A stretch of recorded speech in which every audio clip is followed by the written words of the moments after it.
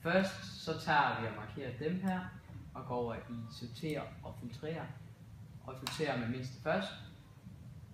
Så trykker vi her, og går op i formler, flere funktioner, statistik, og så tager vi til hvis,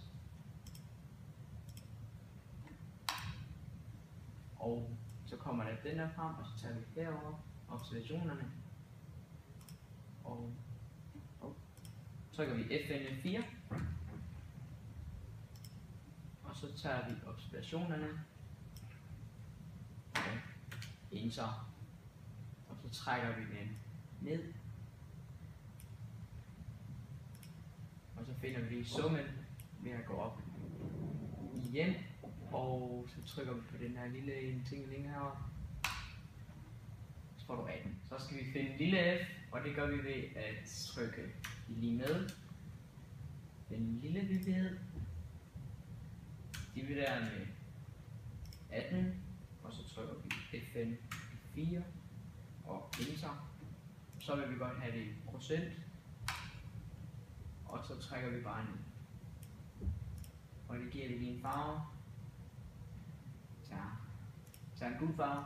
Og så skal vi finde en summeret hyppighed, og det gør vi ved at trykke lige med den her observation, og det er det altid, og enter. Og så trykker vi igen lige med hernede med den observation ovenover, og plus herover, og enter. Og så trækker vi bare ned. Så skal vi gerne få 18, det gør vi også.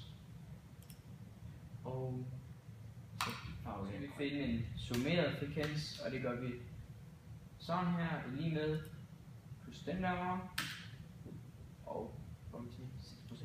Så går vi nedenunder og trykker lige med igen med den ovenover, plus den her med 22% og enter. Så trækker vi ned og får 100%, og den markerer vi lige med en farve. Nu skal vi finde middeltal, og det gør vi ved at lægge alle de her karakterer sammen, eller trykker på den her pil, og så trykker på middel, og så får du middeltal, og der kan du så se, at det bliver 5,3. Og så skal vi finde medianen, og det er den, der er 50% eller sådan derover. Så der kan vi se, at det er 61, så derfor er det observationen 5. Og 20-tallet, det er det tal, der kommer flest gange, så der kigger du på den almindelige hyppighed og ser, hvor det højeste tal er, og det er 6.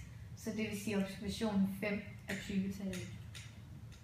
Og variationsbredden, den finder du ved at sige det største tal herover minus det mindste tal. Og så starter du med at skrive lige med, og så trykker du på 8, minus 3, og så enter. Og så får du variationsbredden. Og første kvartil, den er altid 25% eller derover, så der går vi over i summeret frekvens igen og kigger, og der kan vi så se 28%, så derfor er det observationen 4. Og anden kvartil, det er altid 50% eller derover, så der kan jeg se 61%, så derfor er det observationen 5. Og tredje kvartil, det er 75% eller derover, og der står der så 83%, så derfor kan jeg se det observationen 6.